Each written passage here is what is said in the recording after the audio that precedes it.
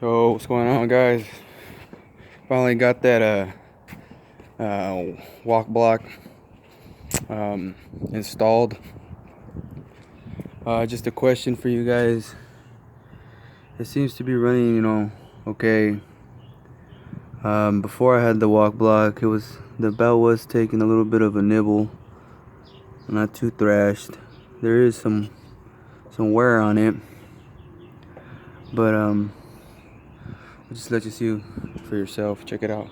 My concern is the actual walk block. I never noticed it, but I'm pretty sure it was like that. It's